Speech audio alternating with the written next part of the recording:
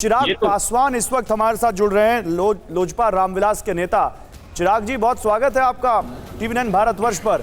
नीतीश कुमार ने बीजेपी से नाता तोड़कर आरजेडी से या कहें महागठबंधन से नाता जोड़ लिया है। और अभी अभी जब हम आप बात कर रहे हैं, वो सब चाहे तेजस्वी यादव हो या नीतीश कुमार हो या ललन सिंह हो, वो सब इस वक्त राजभवन में बैठे हुए हैं और सरकार बनाने का दावा पेश कर रहे हैं। चिराग पासवान कैसे देखते हैं इसको?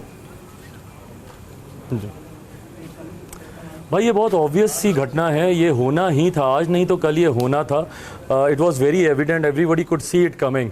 और मैंने पिछले बिहार विधानसभा के चुनाव 2020 में जब हुए थे, उन चुनाव परिणामों के ठीक अगले दिन 10 नवंबर को परिणाम आए थे। अगर आप मेरा 11 नवंबर का अगर आप मेरी प्रेस वार्ता निकालेंगे, उस दिन मैंने उस प्रेस वार्ता में स्पष्ट तौर से ये कहा था कि बहुत जल्दी मुख्यमंत्री जी एनडीए गठबंधन छोड़कर वापस महागठबंधन में जाएंगे, क्योंकि इनकी प्रधानमंत्री बनने की महत्वाकांक्षाएं रह रहकर उबाल लेती हैं और ये जानते हैं कि एनडीए में वो वैकेंसी नहीं है कि ये प्रधानमंत्री पद की दावेदारी कर सकें। तो ये महागठबंधन या यूपीए या विपक्ष के साथियों के साथ मिलकर ये अपने आप को 2024 के जनरल इलेक्शंस के लिए प्रधानमंत्री पद के दावेदार के तौर पर ये प्रस्तुत करना चाहेंगे। और उसी दिशा में ये उठाया हुआ ये कदम है आज का। जी अच्छा, चिराग पासवान जी, आपको क्या यही लग रहा है कि यूपीए में खुद को प्रधानमंत्री के तौर पर दावेदारी पेश करने के लिए सब कुछ हुआ है, या फिर कुछ और है ये? क्योंकि नीतीश कुमार तो अपमानित करने का, धोखा देने का आरोप लगा रहे हैं बीजेपी पर। भाई, अब मुझे नहीं पता कि वो क्या क्या आरोप लगा रहे हैं। बहरहाल मैं बीजेपी की तरफ से बोलने के लिए मैं अधिकृत नहीं हूं, बट एज एन आउटसाइडर भाई मुझे दिखता है कि एक तीसरे नंबर की पार्टी को आपने मुख्यमंत्री बना रखा है। ये ह्यूमिलेशन तो नहीं है। आपकी नीतियों के आधार पर मुख्यमंत्री भारतीय जनता पार्टी अपनी पॉलिसीज के साथ कॉम्प्रोमाइज़ कर रही है। वो जातीय जनगणना की बात हो, वो सीए एनआरसी की बात हो, तमाम विषयों पर आपका साथ निभाने में वो कॉम्प्रोमाइज़ कर रही है। तो ये ह्यूमिलेशन मुझे नहीं दिखता। हैविंग सेड दैट, अगर वो ह्यूमिलेट हो रहे थे या वहाँ पे उनको सफोकेशन फील हो रहा था, तो उनको भैया गठबंधन के भीतर बैठकर, या अगर इतना ही विरोधाभास है तो एक फ्रेश मैंडेट के लिए जाए ना मुख्यमंत्री जी। अगर इतने ही इशू हैं, ये ऑल्टरनेटिव जोड़ तोड़ से सरकार बनाने का क्या मतलब है? भाई जाएं फ्रेश मैंडेट। बल्कि मैं तो महामहिम राज्यपाल जी से आग्रह करूंगा कि राष्ट्रपति शासन का रिकमेंडेशन उनको करना चाहिए कि राष्ट्रपति शासन बिहार में लगे और आने वाले समय में बिहार में मध्यवर्ती चुनाव हो। इस दिशा में बिहार को जाना चाहिए। फ्रेश मैंडेट के साथ आए, नया जनादेश लेकर आए। देखिए चिराग, आप कह रहे हैं कि आप आउटसाइडर हैं। आप बिहार की पॉलिटिक्स में तो एक बड़े स्टेक होल्डर है ना, वहां तो आप आउटसाइडर नहीं हैं। आपको 6% के आसपास वोट मिले हैं, लाखों लोगों ने आपको वोट दिया आपकी पार्टी को, भले चली सीट नहीं आई। मैं ये जानना चाहता हूं कि बिहार की पॉलिटिक्स में ऐसा क्या हो जाता है कि हर 5 साल पर नीतीश कुमार ऐसा कुछ करते हैं जहां वो चुनाव किसी और के साथ लड़ते हैं और फिर सरकार किसी और के साथ बना लेते हैं नीतीश कुमार को, और वो भी बड़ा दिलचस्प है सावन के महीने में। बिल्कुल, ऐसा क्यों हो जाता है? बिल्कुल भाई, और ये दो बार जनादेश का अपमान हुआ है। 2015 में अगर आप देखेंगे महागठबंधन के लिए जनादेश था, एनडीए के साथ इन्होंने सरकार चलाई। 2020 में एनडीए के लिए जनादेश था, अब ये महागठबंधन के साथ मिलकर सरकार चला रहे हैं। भैया अगर इतना ही विरोधाभास है, और इन विरोधाभासों में आपकी आइडियोलॉजी कहाँ है? आज मुख्यमंत्री की क्रेडिबिलिटी पे कोई कैसे विश्वास रखे जब आप खुद अपने शब्दों पर नहीं टिकते? यही मुख्यमंत्री जंगल राज का विकल्प बनकर आए थे और राजद के साथ मिलकर सरकार बना ली। यही मुख्यमंत्री ने लोकतंत्र के मंदिर में खड़े होकर इन्होंने शपथ खाई थी कि मिट्टी में मिल जाऊंगा, भाजपा के साथ नहीं जाऊंगा, भाजपा के साथ मिलकर सरकार बना ली। तो ना आप अपने शब्दों पर टिकते हैं, ना आप अपने विचारों पर अपनी भाई कोई तो आइडियोलॉजी होगी ना जो किसी एक गठबंधन के साथ मेल खाती होगी। अगर सारे गठबंधनों की आइडियोलॉजी सेम ही है तो भैया फिर अलग अलग गठबंधन क्यों है? फिर एक यूनाइटेड गठबंधन ही सबका बन जाए। पर आप इस गठबंधन के साथ भी आप ही मुख्यमंत्री हो, उस गठबंधन के साथ आप भी मुख्यमंत्री, तो ये दर्शाता है कि इनकी प्रायोरिटी सिर्फ मुख्यमंत्री बने रहना और कुछ नहीं। नीतीश कुमार को बिहार में बीजेपी से गठबंधन तोड़कर आरजेडी के साथ गठबंधन करके क्या हासिल हुआ होगा? आखिर क्या उनको मिला होगा? अपनी बड़ी महत्वाकांक्षाओं की दिशा में कदम उठाना। 2024 में इनको पता है भैया यहाँ पे तो जगह है नहीं ना, एनडीए में वैकेंसी है ही नहीं प्रधानमंत्री पद के दावेदारी की। मैं दावेदारी की बात कर रहा हूँ। पर वहीं पे विपक्ष में तो ये वैकेंसी है, अभी तक किसी ने तय ही नहीं किया कि विपक्ष का कौन होगा। तो इनका वो प्रयास रहेगा। भाई ये प्रेसिडेंट कैंडिडेट भी बन जाते हैं, ये वाइस प्रेसिडेंट मटेरियल भी बन जाते हैं, ये पीएम मटेरियल भी बन जाते हैं। और पीएम मटेरियल भैया ये महत्वाकांक्षा किसी छुपी नहीं है। इनकी पार्टी की राष्ट्रीय कार्यकारिणी में औपचारिक प्रस्ताव पास हो चुका है कि ये पीएम मटेरियल हैं।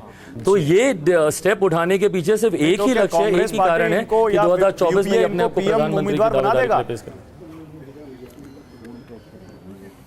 भाई इसका जवाब मैं कैसे दे सकता हूँ? अच्छा, पर ये चिराग सोच पासवान जी, अपने मन में तो ये पाल ही सकते हैं ना। अच्छा चिराग पासवान जी, एक बड़ा दिलचस्प सवाल है। आपने अभी खुद जिक्र किया कि आपने पहले ही भविष्यवाणी कर दी थी कि बहुत लंबा साथ बीजेपी और जेडीयू का चलने वाला नहीं है, और अब एक बार फिर से देखिए, क्योंकि पहले भी आरजेडी जेडीयू साथ थे, 4 साल तक उनका साथ चला।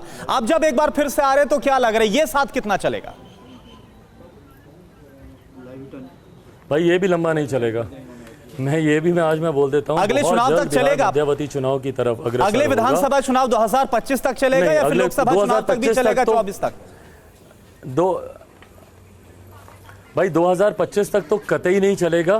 अगर बहुत देर से देर भी खिंचा तो लोकसभा विधानसभा चुनाव एक साथ होंगे। अच्छा चिराग, एक आखिरी सवाल, क्या मानते हैं कि बीजेपी को नुकसान हुआ है नीतीश कुमार के इस कदम से, और बीजेपी को फिर से अब टेबल पर बैठना पड़ेगा और ये देखना पड़ेगा कि आगे क्या करना है बिहार की पॉलिटिक्स में? भाई बीजेपी का तो मुझे नहीं पता, पर बिहार को बहुत नुकसान हुआ है मुख्यमंत्री जी के मुख्यमंत्री खेल में। इस गठबंधन के साथ मुख्यमंत्री खेलेंगे, उस गठबंधन के साथ मुख्यमंत्री खेलेंगे, इस खेल में बिहार का बहुत नुकसान हुआ है। मुझे भारतीय जनता पार्टी का नहीं पता, मैंने तो पहले भी उनको आगाह किया था, मैंने पहले भी भारतीय जनता पार्टी को कहा था कि मुख्यमंत्री जी पर विश्वास नहीं किया जा सकता। ये अपनी व्यक्तिगत महत्वाकांक्षाओं के लिए किसी को भी धोखा दे सकते हैं। कल मैंने एक उदाहरण का मैंने जिक्र किया था मामा कंस का, कि कैसे मामा कंस ने माँ देवकी के तमाम बच्चों का एक के बाद एक वो वध करते गए। क्यों? अपने प्राणों को बचाने के लिए। ऐसे ही मुख्यमंत्री जी अपनी कुर्सी बचाने के लिए जौहर साहब से लेकर शरद यादव जी से लेकर प्रशांत किशोर, 2 सांसद वाली पार्टी को सत्ता में ले आए थे 2015 में, उपेंद्र कुशवाहा जी से लेकर आरसीपी जी। एक सवाल है जिसको इन्होंने धोखा नहीं दिया, भारतीय जनता पार्टी भी अब उस श्रृंखला में। चिराग पासवान जी, एक सवाल है, देखिए जब बात धोखे की आ रही है, लगातार जेडीयू के नेता, ये तो आप भी जानते हैं ना, क्योंकि आप लगातार वहां पर एक बड़े स्टेक होल्डर के तौर पर हैं, आपका जिक्र हो रहा है कि एक धोखा आपके जरिए भी दिया गया। जो 2020 का चुनाव था, वहां पर आपने कैंडिडेट जानबूझकर फील्ड किए थे जहां पर जेडीयू चुनाव लड़ रही थी, और यही वजह है कि जो जेडीयू है उसकी सीटें बहुत कम हो गई थी। आपके नाम का ही बार बार जिक्र हो रहा है जब ये धोखे की राजनीति का जिक्र होता है। एक्चुअली ललन सिंह जिस चिराग मॉडल की बात कर रहे थे, तो क्या वो चिराग मॉडल यहां पर एक बार मेरा जो करना कह रहे हैं उसमें एक सवाल जोड़ लेता हूं मैं, क्या यहां पर चिराग पासवान ये कहना चाह रहे हैं अब कि आगे बीजेपी के बारे में बोलने से बच रहे, तो क्या आगे बीजेपी को इस बात पे अब देखना होगा कि कौन उसका नेचुरल अलाई है या कौन उसके साथ आकर उसको फायदा पहुंचा सकता है और कौन जेडीयू की तरह नुकसान पहुंचा सकता है? भाई ये 2 फेज में आपका सवाल है। मैं पहले वाले का मैं आपको जवाब देता हूं।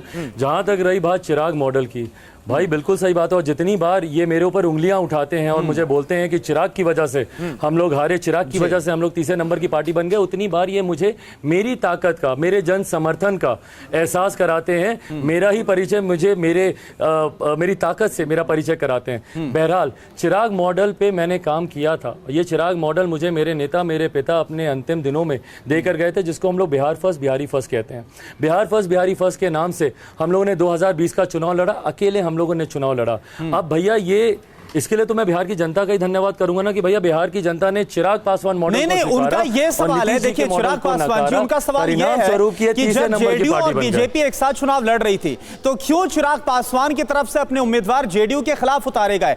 क्यों नहीं पूरे गठबंधन के खिलाफ उतारे गए जहां पर वो चुनाव लड़ रहे? मैं गठबंधन का हिस्सा ही नहीं था। नहीं, आप तो अलग थे, लेकिन आपने सिर्फ जेडीयू के खिलाफ, आपने सिर्फ मेरे एजेंडे को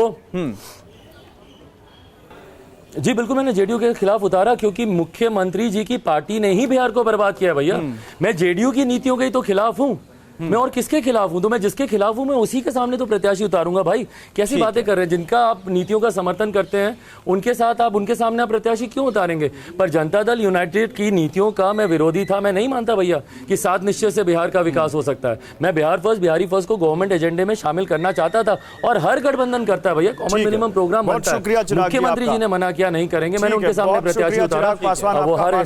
धन्यवाद भाई, थैंक यू। कीमती वक्त हमें देने के लिए। तो चिराग पासवान साफ कहते हुए कि ये सरकार भी अभी 2025 तक नहीं चलेगी, बीच में चुनाव होंगे, और वो कह रहे हैं कि ज्यादा दिन ये सरकार नहीं चल पाएगी। वो तो यहां तक मांग कर रहे हैं कि राष्ट्रपति शासन की सिफारिश राज्यपाल को करनी चाहिए। नीतीश कुमार चुनाव से भाग रहे हैं, ये कहते हुए चिराग पासवान, विरोधाभास है तो चुनाव के लिए जाएं नीतीश, ये कहा चिराग पासवान ने।